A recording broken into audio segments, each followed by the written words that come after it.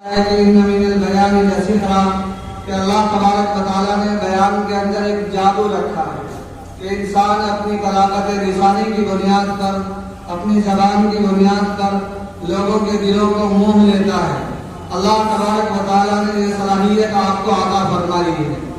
آپ کسی بھی مجمع میں ہوں، کتنا بڑا مجمع ہو، اور وہ مجمع بسا اوقات ایسا ہوتا ہے کہ کسی مقرر کی وجہ سے یا کسی آدمی کے احساسات و جذبات کی وجہ سے مجمع اکھڑ جاتا ہے۔ ہم نے دیکھا ہے اپنی آنکھوں سے کہ ایسے موقع پر بھی آپ کو بلایا گیا تو پورا کا پورا مجمع خاموش ہو گیا، پورے کے پورے مجمع پر سناٹا طاری ہو گیا، اور تمام کے تمام لوگ آپ کی خطابت، آپ کی فصاحت اور آپ کی زبان سے متاثر ہوئے۔ آپ ایک مرتبہ مصر تشریف لے گئے، 3 ماہ کے لیے مصر کے دورے پر گئے۔ وہاں سے جب واپس تشریف لائے تو ہم طلباء نے درخواست کی، اس وقت دارالعلوم میں زیر تعلیم تھے، ہم طلباء نے درخواست کی کہ مولانا سفر کی رودات آپ سے سننا چاہتے ہیں۔ مولانا خالد نبی غازی پوری مدد اللہ علی نے ہماری اس درخواست کو قبول فرمایا، اور دارالعلوم کا حال گواہ ہے کہ مولانا نے کھڑے ہو کر تقریر شروع کی، رودات بیان کرنی شروع کی، اور مسلسل 3.5 گھنٹے تک کھڑے ہو کر آپ اپنے سفر کی رودات بیان کرتے رہے۔ اور جو طالب علم، عام طور سے طلبا کسی کی بات نہیں سنتے، لیکن جو طالب علم جس حالت میں تھا، کھڑا تھا یا بیٹھا تھا یا معمولی سی جگہ جس کو میسر آئی تھی، وہ بالکل اسی جگہ بیٹھا رہا، کوئی بھی اپنی جگہ سے نہ ہلا۔ یہ حضرت مولانا مدد اللہ علی کی زبان کا جادو ہے۔ اس کے بعد پھر اگلے دن 1.5 گھنٹے کی رودات آپ نے سنائی، اس میں بھی یہی صورتحال ہوئی۔ اسی کے ساتھ ساتھ زبان کی طاقت کے ساتھ ساتھ اللہ تبارک و تعالیٰ نے آپ کو قلم کی طاقت بھی عطا فرمائی ہے۔ آپ رواں قلم ہیں، آپ کے مضامین تعمیر حیات میں، بان الحیا میں، اور اس کے علاوہ ملک کے دیگر موقر دینی جو مجلات اور میگزینز ہیں اس میں شائع ہوتے ہیں۔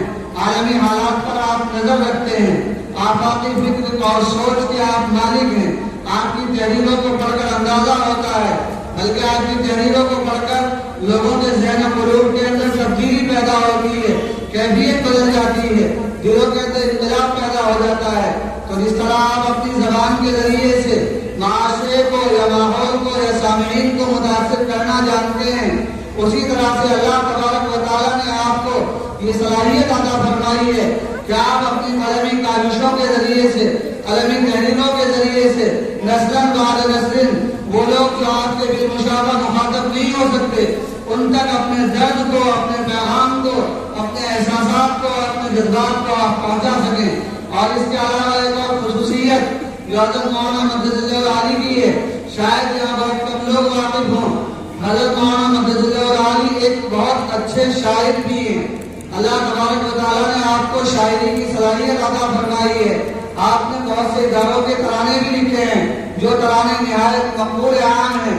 اس کے علاوہ بہت ساری نظمیں بھی ہیں جو آپ نے کہی ہیں۔ تو اللہ تبارک و تعالیٰ نے آپ کو یہ ساری کی ساری چیزیں عطا فرمائی ہیں، زبان کی صلاحیت عطا فرمائی ہے، قلم کی طاقت عطا فرمائی ہے، شاعری کی قوت عطا فرمائی ہے۔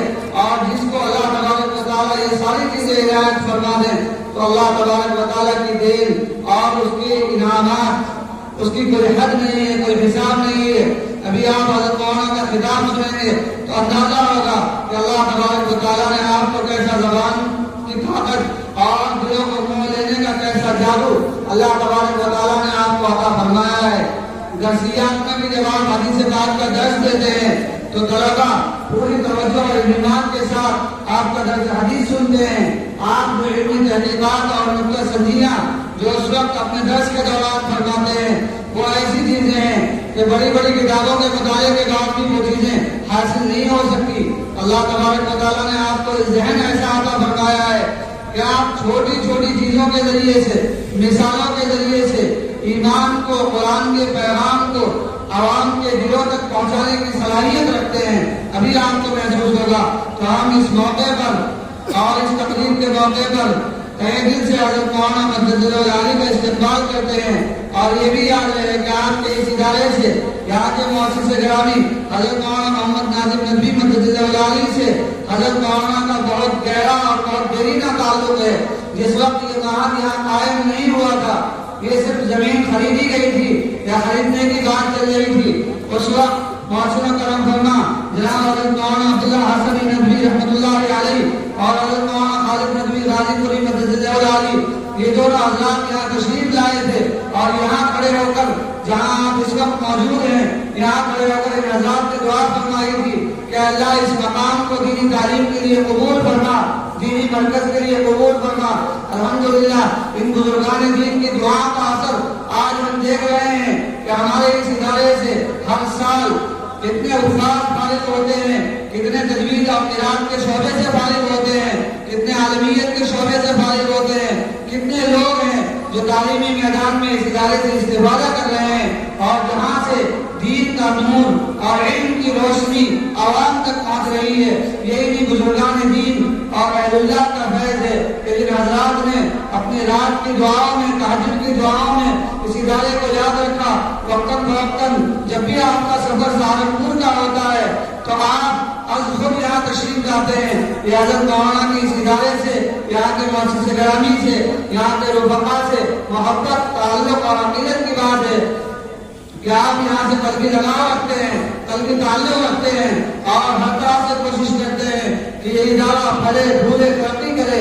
ہم یہاں اس ادارے کے اندر حضرت مولانا کا تہ دل سے استقبال کرتے ہیں اور انہی کے گھر میں انہیں خوش آمدید کہتے ہیں۔ یہ آپ ہی کا گھر ہے، آپ ہی کا لگایا ہوا پودا ہے جو اس وقت تناور و درخت بن چکا ہے اور جس کے برگزار الحمدللہ ظاہر ہو رہے ہیں۔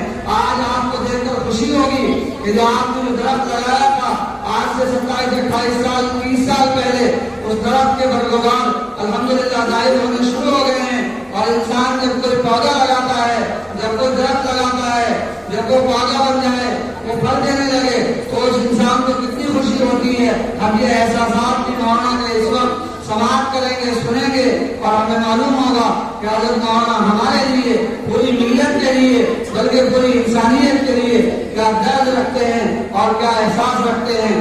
اخیر میں ایک مرتبہ پھر ہم تہ دل سے حضرت مولانا کا استقبال کرتے ہیں اور جو راستے میں آپ کو مشقت اور تکلیف اٹھانی پڑی اس کے لیے ہم معافی چاہتے ہیں اور امید کرتے ہیں کہ آئندہ بھی حضرت مولانا مدد علی ہمیں اپنی آمد سے بار بار مستفید فرماتے رہیں گے اور جب جب موقع ہوگا، جیسا جیسا موقع ہوگا، حضرت مولانا یہاں تشریف لاتے رہیں گے۔ اب ہم وسط احترام درخواست کرتے ہیں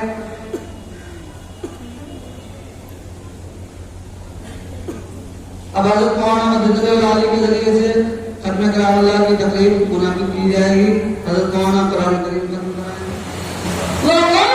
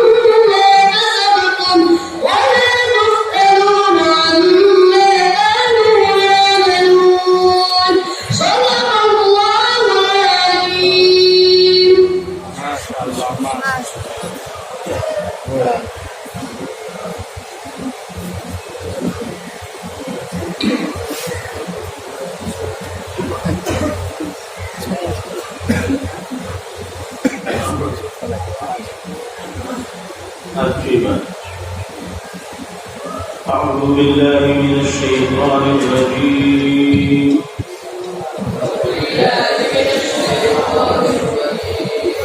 بسم الله الرحمن الرحيم. قل هو الله أحد الله الصمد لم يلد ولم يولد ولم يكن له كفوا أحد. بسم الله الرحمن الرحيم.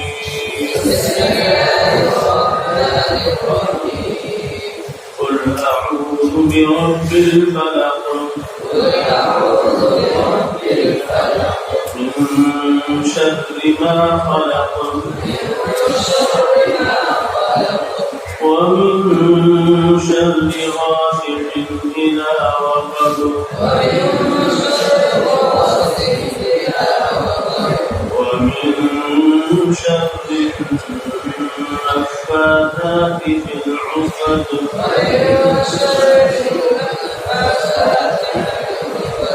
ومن شر حاسد إذا حسد.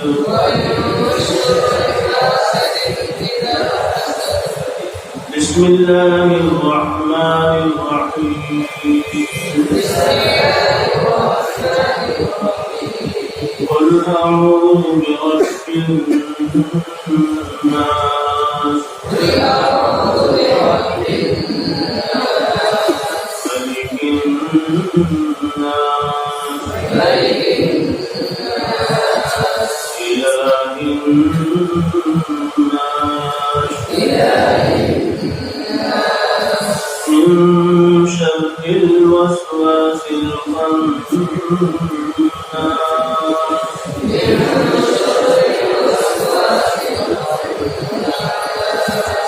الذي يوسوس في صدور الناس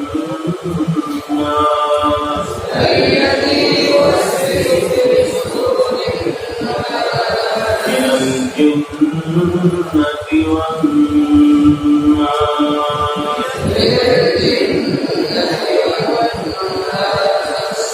اللهم آنس وحشتي في قبري اللهم ارحمنا بالقرآن العظيم واجعله لنا إماما ونورا وهدى ورحمة. اللهم ذكرنا منه ما نسينا وعلمنا منه ما جهلنا وارزقنا تلاوته آناء الليل وأطراف النهار واجعله لنا حجة يا رب العالمين. آمين.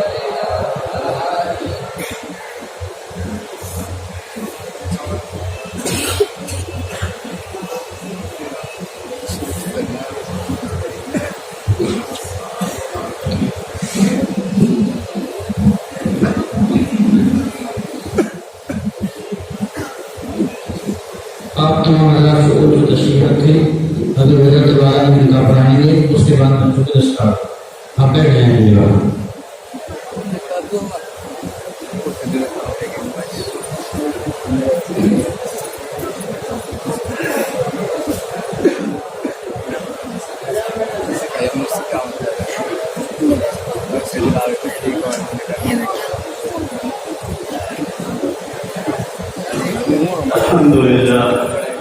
الحمد لله نحمده ونستعينه ونستغفره ونؤمن به ونتوكل عليه ونعوذ بالله من شرور أنفسنا ومن سيئات أعمالنا من يهده الله فلا مضل له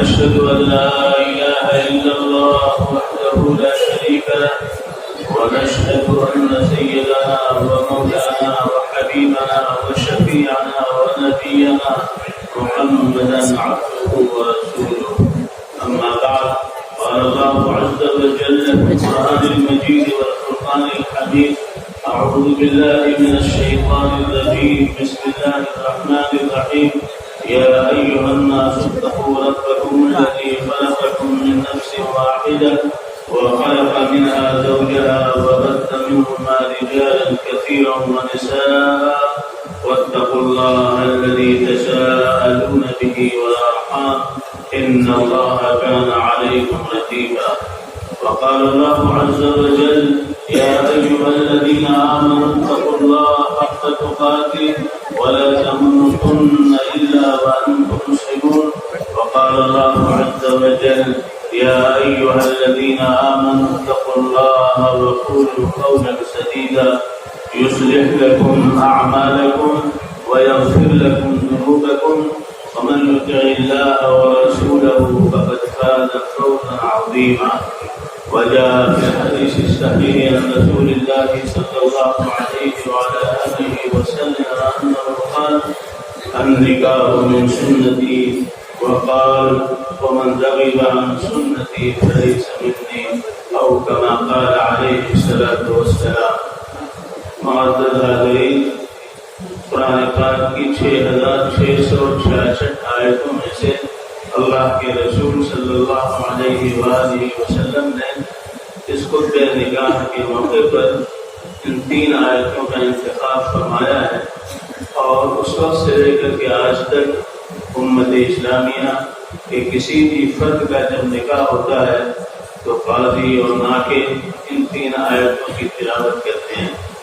یہ تینوں آیتیں تیمناً تبرکاً نہیں پڑھی جاتی ہیں، بلکہ برکت کو اس کے ضمیر میں اللہ نے رکھا ہے. حقیقت میں ایک میسج اور پیغام اس وقت دینا ہوتا ہے، وہ ان آیتوں کے اندر موجود ہے. پہلی آیت تخلیق انسانی سے بحث کرتی ہے، باہمی تعلقات اور رشتوں کو کس طرح مستوار رکھنا چاہیے، اور شریعت نے رشتوں کی کیا اہمیت دی ہے، اور ان رشتوں کی بقا اور اس کی افادیت و نافعیت و صلاحیت و صالحیت کے تعلق سے ہمیں کس درجے چوکنا رہنا چاہیے. اللہ کی نظر میں وہ سب چیزیں ہیں، اللہ نگراں ہے اور اس کو دیکھ رہا ہے. ہم اس کا پالن کر رہے ہیں کہ نہیں کر رہے ہیں، مہدیوی خواہش نفسانی کی بنیاد پر نگاہ کر رہے ہیں، یا امتداد نسلی حضور صلی اللہ علیہ وسلم کے اسوے کی روشنی میں اس کو جاری رکھنا چاہتے ہیں. اللہ یہ دیکھنا چاہتا ہے. دوسری آیت جو قرآن پاک کی پڑھی جاتی ہے اس میں اس بات کی طرف اشارہ ہے کہ خوشی کا موقع ہو یا غم کا موقع ہو، یہ دونوں چیزیں ایسی ہیں جو انسان کو غافل کر دیتی ہیں، باولا بنا دیتی ہیں، عقل و شعور کو مار دیتی ہیں. لیکن یہ قرآن پاک کی آیت ہمیں یہ کہتی ہے کہ دیکھو اللہ کا لحاظ کرو، اور موت بھی آئے تو اسلام کے ساتھ موت آئے. خوشی میں اور غم میں اللہ کو نہ فراموش کرنا، اپنے مالک کو فراموش نہ کرنا. اس نے تمہیں وجود بخشا ہے، تخلیق عطا کی ہے، اس کو تم بھولنا نہیں. یا ایھا الذین آمنوا اتقوا اللہ حق تقاتی. حق تقاتی میں اس بات کی طرف اشارہ ہمارے شارحین نے، مفسرین نے کیا ہے کہ غفلت کا کوئی اثر ہماری زندگی پر نہیں آنا چاہیے. ہمارا اللہ کی یاد سے، اللہ کی یاد کے استحضار سے ہم اپنی زندگی کے کارناموں کو آگے بڑھاتے رہیں، اس کی فکر کرنی چاہیے. وَلَا تَمُوتُنَّ إِلَّا وَأَنْتُمْ مُسْلِمُونَ. ایمان پر موت آئے یہ سب سے بڑی کامیابی ہے. مومن کی بڑی جائیداد پر موت آئے، کارخانے پر موت آئے، بہت زیادہ اولاد ہو اس پر موت آئے، بہت بڑی ڈگری ہو اس پر موت آئے، یہ ناکامیاں ہیں. لیکن اگر موت اسلام پر آ جائے تو سرفرازی، سربلندی، سرخروئی اور کامیابی اور فیروزمندی کی دلیل ہے. لہذا اس کی فکر کرنی چاہیے. تیسری آیت کے اندر یہ پیغام ہے کہ دیکھو نکاح کرنا یہ ایک ضرورت ہے، لیکن اللہ تبارک و تعالیٰ نے اس کے ساتھ معاشی اور اقتصادی نظام کی فراوانی کی طرف بھی اشارہ کیا ہے، لیکن شرط یہ ہے کہ تم سمجھ بوجھ کر کے یہ بات کہو کہ میں نے قبول کیا۔ اللہ تبارک و تعالیٰ نے جو اس زمین میں ذمہ داری دی ہے اس کو ادا کرنے کی فکر کرو گے تو تمہارے گھر کے اندر برکتیں آئیں گی، شہادتیں آئیں گی، رحمتیں آئیں گی۔ یا ایھا الذین آمنوا اتقوا اللہ وقولوا قولا سدیدا، شرط یہ ہے کہ قول سدید اور ٹھوس بات کو اللہ تعالیٰ سمجھتے ہوئے کہ ایک جان کو، ایک تعلق کو، ایک رشتے کو اپنے گھر لے آ رہے ہیں، اس کی عزت کیا ہے، اس کی کرامت کیا ہے، اس کی اہمیت کیا ہے، اس کو سمجھ کر کے اس کی قدر و قیمت کیا ہے۔ باہم خاندانوں میں محبت ہو، نفرت نہ ہو، وحشت نہ ہو، خلوص ہو، یگانگت ہو، انسجام ہو، اس کی فکر کرنی چاہیے۔ وقولوا قولا سدیدا، اگر پایا جائے کہ یصلح لکم اعمالکم، اور تمہارے اعمال کو، تمہاری ملازمت کو، تمہاری زراعت کو، تمہاری تجارت کو، تمہاری زندگی کے کارآمد میں جتنے نشے و فراز آئیں گے ان سب کو اللہ درست فرما دے گا۔ یصلح لکم اعمالکم، اور اگر اس زندگی کے اندر تھوڑی بڑی کوتاہی ہوگی اللہ اپنے فضل سے معاف فرما دے گا۔ بس شرط یہ ہے کہ اللہ اور اللہ کے رسول کی بات مانو، اطاعت کرو، سب سے بڑی کامیابی کی دلیل یہی ہے۔ یہ نکاح نبی پاک احمد مصطفیٰ محمد مصطفیٰ صلی اللہ علیہ وسلم تک کے تمام انبیاء علیہ السلام کی سنت ہے، لہذا اس سنت سے جو علاج کرے گا، آج بہت سے لوگ ایسے ہیں جو اس سنت سے علاج کر کے وہ خواہشات نفسانی کے خرید میں ڈوبتے چلے جا رہے ہیں، جلوہ موت میں اور اپنے آپ کو برباد کر رہے ہیں۔ نکاح سنت ہے، اس کے برکات ہیں، دارین کی سعادتیں اس میں مضمر ہیں۔ اللہ تبارک و تعالیٰ کا ارشاد ہے وَأَنكِحُوا الْأَيَامَ مِنكُمْ وَالصَّالِحِينَ مِنْ عِبَادِكُمْ وَإِمَائِكُمْ إِنْ يَكُونُوا فُقَرَاءَ يُغْنِهِمُ اللَّهُ مِنْ فَضْلِهِ وَاللَّهُ وَاسِعٌ عَلِيمٌ۔ اللہ تعالیٰ صاف کہتے ہیں کہ بن بیاہے لڑکے، بن بیاہی لڑکیوں کا تم نکاح کرو، اور یہ نہ ڈرو کہ صاحب کہاں سے کھائیں گے کھلائیں گے۔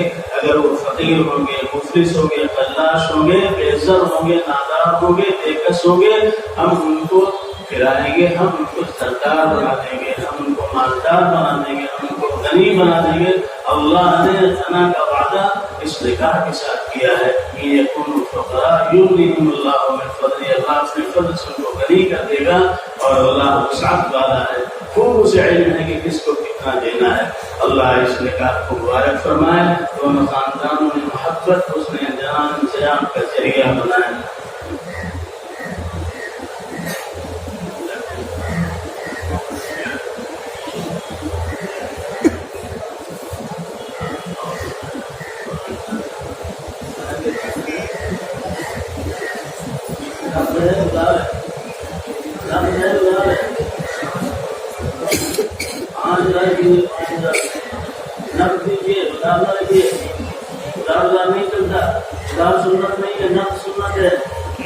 اور اگر نقد نہیں ہے تو جو زیور آپ بنائے ہوں گے اس زیور کو بطور مہر کے دے دیجیے، سمجھ گیا؟ آر کو بنایا ہوگا، کچھ کڑے بڑے بنائے ہوں گے، یا ایسے کر کے لے آئیں گے۔ چلیے 5000 نقد روپیہ دیجیے گا، نقد دیجیے گا، ادھار نہیں۔ میں ادھار نہیں پڑھاتا، نقد پڑھاتا، مہر نقد، سمجھ گیا؟ لڑکی کے والد کے ہاتھ میں 5000 روپئے کے آپ کی لڑکی کا مہر ہے، دیکھیے اس کے برکات دیکھیے، 5000 5 لاکھ 5 کروڑ لے آئے گا، سمجھ گئے کہ نہیں؟ میں اس کے ساتھ سود کے لوگ پیچھے بھاگ کے نہ مہر ادا کر اس کا سود سا ملے، سمجھ گئے کہ نہیں سمجھ؟ ہاں ملازم نہیں پڑھاتے میں ٹھیکہ دیے یہ پڑھانے کے لیے ادھار سے پڑھاتے ہیں چاہیے۔ اور گواہ کون ہے؟ گواہ کا نکاح کیسے ہوگا؟ کہاں ہے؟ بلائیے اس کو سامنے بلائیے۔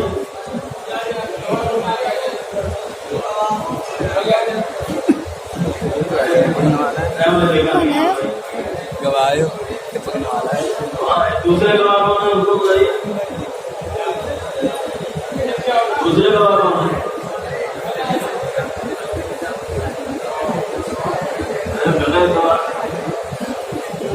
یہ وکیل ہے، کیا نام آپ کا؟ دو گواہ رہے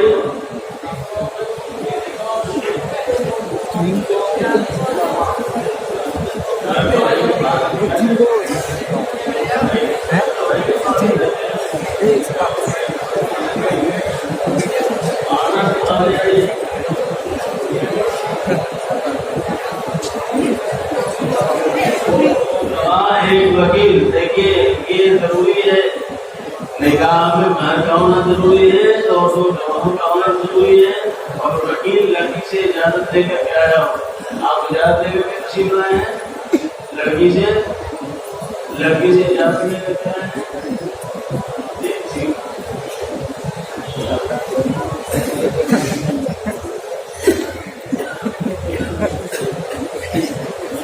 گلستان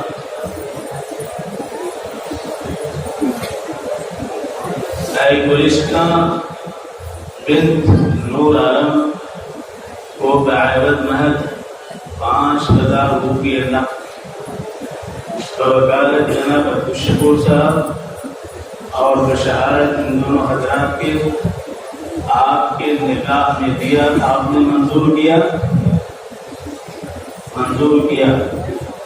زور سے بولا. ابھی سے پڑھ رہے ہو. ہاں زور سے بولو.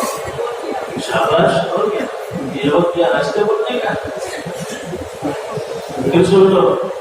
گلستان بنت نور عالم کو بعوض مہر 5000 روپے کا حیدرآباد نام مسئلے کے وکالت جناب عبدالشکور صاحب اور شہادت ان دونوں حضرات. کیا نام آپ کا ہے؟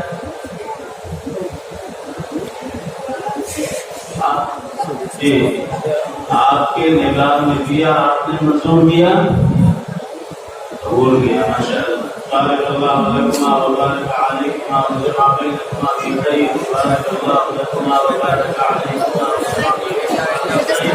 بارک اللہ